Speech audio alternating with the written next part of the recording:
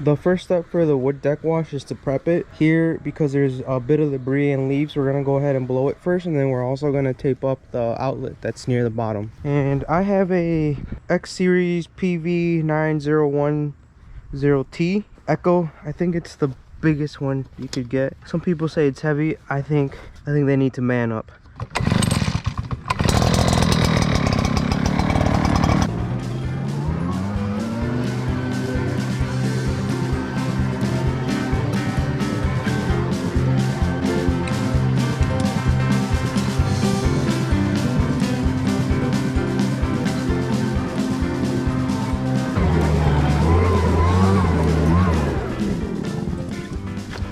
I had my ear protection on for that because the machine is really loud, but I forgot my glasses, so kids, don't try that at home.